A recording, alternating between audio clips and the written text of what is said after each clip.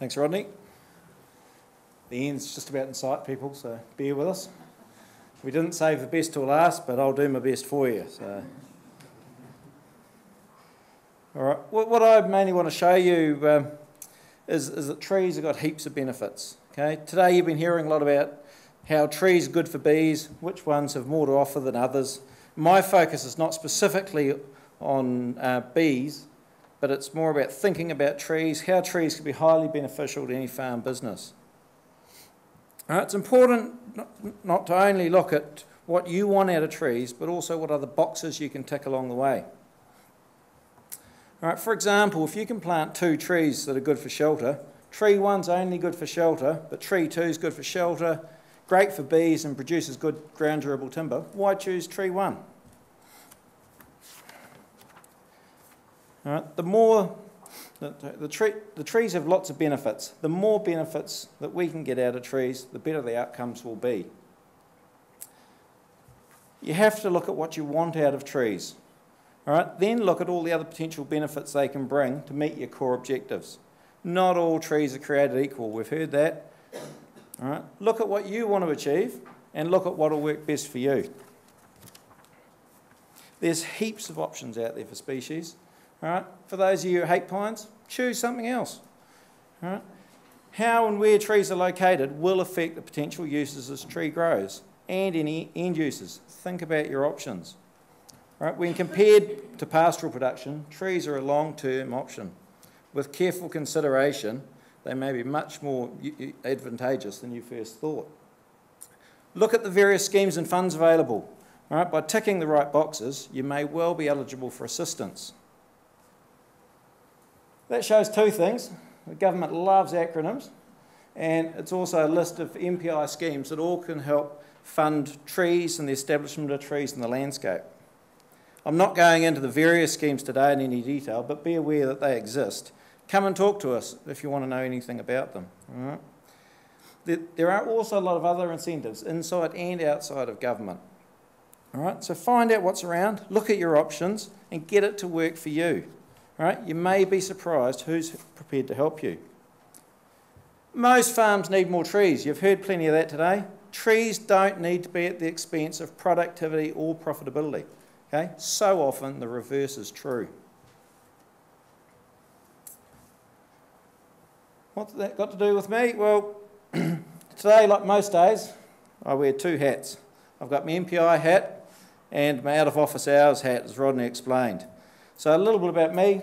I've always liked plants, and from memories of here at Eastwoodhill with the likes of botanist David Bellamy and landscape architect Tony Jackman, from an early age I was very keen on trees in the landscape.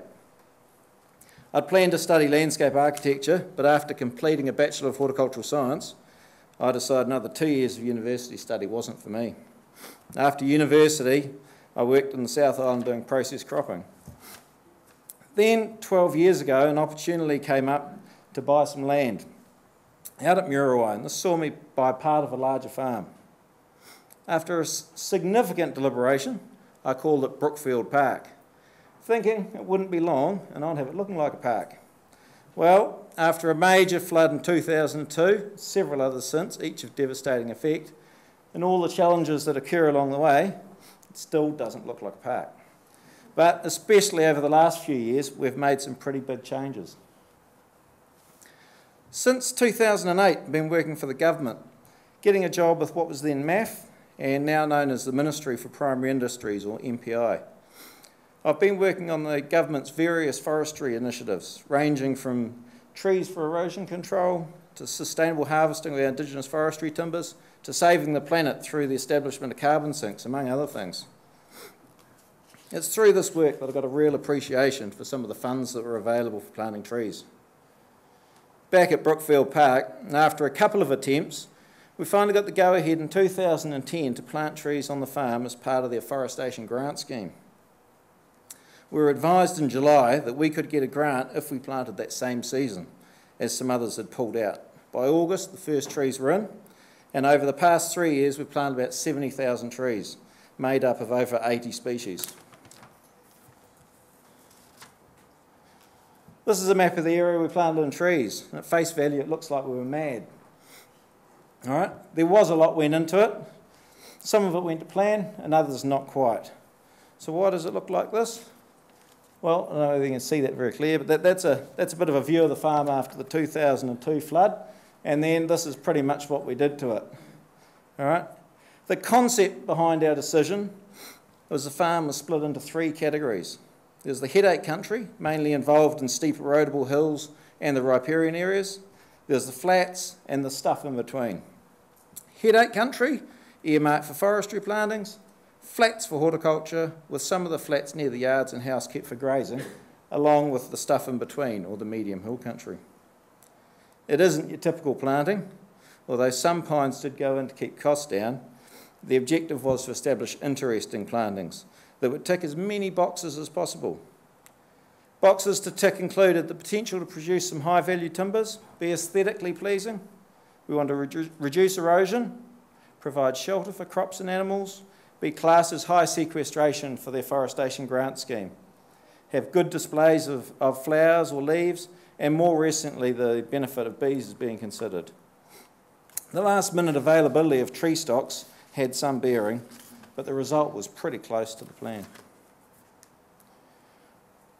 Why did we make the change? We needed to diversify. We needed to make more money. We needed to work with the land, not against it. We wanted the farm to be there for the kids. We wanted it to be more interesting. We wanted to grow some high-value timber species. And like many, we wanted a nice place to live, work and play. That's photos a couple of years later, so you can just see the trees starting to appear.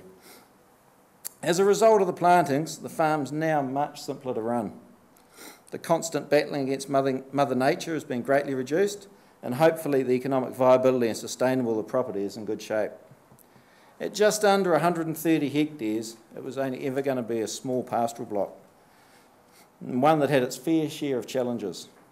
So on its former path, financial viability was always going to be a struggle. Now we have approximately 50 hectares effective being grazed, 50 hectares an assortment of new forestry plantings, plus some areas of existing trees, and about 80 hectares of feijoas and citrus orchards. And the remainder is made up of buildings, access ways and waterways. Over the past 12 years, we've had a very steep learning curve, now accepted to choose our battles and try and work with the environment rather than a constant struggle against it. I'm not suggesting everyone should go out and plant a third of their farm in trees, but many landowners, there's a message, many landowners should look at their land in much the same way and assess what is best land use. Of course, best land use is going to mean different things to different people. Too many farmers, though, can't see past a blade of grass. And in my view, view any tree in the landscape as a competitor to their pastoral productivity. People need to remember livestock love shelter, plants love shelter, including grass. Well-designed plantings, be they radiata blocks, woodlots of ground-durable eucalypts, shelter belts or amenity plantings, they should all be viewed as an asset. Most farms have areas that are liabilities to their business. With tinted glasses and often a hate of pine trees, forestry, or for that matter any trees, aren't given any rational consideration. Don't kid yourselves and choose your battles. Why spend 80% of your time and effort trying to farm the worst 20% of your property? Because it's costing you money. There's no good reason why most farms couldn't have at least 5 to 10% of their land in some sort of trees. This would be a realistic and very beneficial goal. So looking at why we made some of our choices, the area at the bottom left is a paddock called the back of Haroa. It grew quite a lot of grass, but we lost stock over the banks, we lost stock through the boundary, and it's on the move and it hasn't stopped yet. I considered fencing off the better parts and retaining them as pasture and having forest just on the worst areas. But in reality, the practicalities of such fencing was going to be difficult and financially hard to justify. Instead, we favoured deciduous trees such as poplars, willows, oaks on some of these areas with the intention that in years to come they will offer greater grazing opportunities within the forest area. Other areas were quite a lot simpler, either being very steep or either side of waterways. I also didn't want straight lines between species. So in most cases, we've tended to follow contours, curves, and transition from one species to another. As you'll see tomorrow, it looks pretty patchy. Some of the trees are several metres in the air, while others are barely above the grass. Survival has been good, but some of the trees, like radiata, stand out, while others are very difficult to see. Fenced-off areas such as in this photo not only provide shelter, riparian protection for the creek, aesthetics, timber, bees, erosion control, and far improved stock management. For this area, other than the benefits of timber and aesthetics, the other benefits listed are not only good for the area in which the trees are planted, but also enhance the productivity of the horticulture beside it. Trees have multiple uses. So often, timber is the only consideration. No value placed on other products or benefits.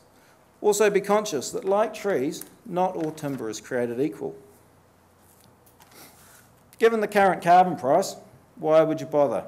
Well, if you're going to plant trees anyway, adding more options to it only makes your decision more resilient. Having a carbon option can cost you very little, and even though the current carbon prices are very low, no one said you had to sell them today.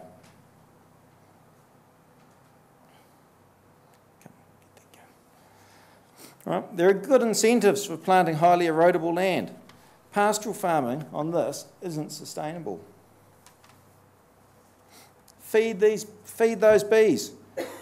In return, we can get rewarded with honey and pollination. Not only do our animals enjoy shelter, so do our pastures. So often, people comment on the lack of grass beside or under a tree, with no consideration given for the additional growth beyond the tree. There's plenty of good evidence that shelter improves plant performance and animal performance. It's common to see trees ridiculed without any effort being made to minimise the negatives or maximise the positives. Trees are so often left untended. Right? Great to see Bruce pruning up some trees, because so often it's the horticulturalists and the foresters know the value of tending a tree, yet farmers neglect them. At the end of the day, you might just want to plant a tree because you like them. It doesn't have to be one or the other. Both are valid land uses. Each has its advantages in certain circumstances. And as has been said, one can benefit the other, and they actually get along quite well together. You have to look at what's right for you, now and in the future, and is grass on every square inch best land use? Although this photo shows some severe erosion, it isn't an isolated case. Even on some of the steepest, worst eroding land in this district, I still hear people saying it's a good paddock for my cows. To force landowners to do more about erosion like this district has a land use rule in its district plan, which requires landowners to have effective tree cover on all highly eroding land by 2021. And landowners all over New Zealand are increasingly being expected to be more accountable for what occurs on their land. It's easier to get passionate about farming. I am. But landowners need to be responsible and realistic to what is best land use. It's so common to hear from farmers who have made the decision to plant trees to say, I haven't reduced my stock numbers at all, and now I don't have to worry about this, that, and the next thing. One of the government's major incentives for planting trees is the East Coast Forestry Project, run under MPI. The ECFP incentivises the establishment of trees on the worst land this district has to offer. It started in 1992, when, with a budget of $4.5 million a year, has helped establish about 40,000 hectares of trees since then. And the ECFP can fund a range of species. It has 3 main treatment types. It's got forestry and a range of species, Indigenous reversion, or space-planted poplars and willows. But for a lot of land in this district, there are really only 2 options. Either put more trees on the farm or risk losing the whole farm to forestry. We need more trees on farms. Some of this will be corporate forestry, some will be large-scale commercial plantings, and if we are to protect our pastoral farms so they remain more productive and profitable, We need many, many more small-scale plantings. Trees, and I deliberately use the term trees, not forestry, as forestry comes full of connotations. Trees should not be seen as a loss to farming. Farming the land's a business and spreading risk is a good thing. Trees on farms make more resilient farms and should be seen as an asset, not a liability. Landowners need to consider best land use. What will happen if I don't plant more trees? Is farming certain areas sustainable? Will the farm business survive the next cyclone bowler? Could trees make my business more profitable or resilient? Is the area truly productive? Don't kid yourself, be realistic. What benefits could trees provide? Can I kill two birds with one stone? If I plant that, what other positives are there? Will planting an ugly gully make my stock work much easier? All right, provide shelter for ewes, reduce the headache of endlessly replacing floodgates. It's not just about the potential benefits of the trees themselves. All right, what costs will there be? Can I do it alone? Can I get assistance? Back at home, we've chosen a big range of trees for a multitude of reasons. We've tried to tick a lot of boxes. It wouldn't have been possible without outside assistance, which in our case was the afforestation grant scheme. It's exciting to watch it all develop, and the benefits are already beginning to show. We've done this for our reasons, but each landowner needs to look at what's right for their situation.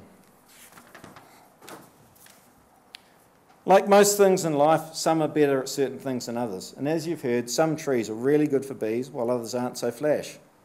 We have trees for all sorts of reasons, but it's often worth considering what trees and how the placement of those trees in the landscape can increase the benefits from the trees. Trees don't come just in one shape or size. Remember, most farms need more trees. It's often the farms without enough trees that end up as the forests. So some key points. Most farmers have land that in its current land use is nothing but a liability. The right tree in the right place will be a real asset, and it's not a one-size-fits-all. The landowner needs to look at what's right for them, the land and future generations. There's heaps of benefits trees can provide. Look for help. So often there are people prepared to help.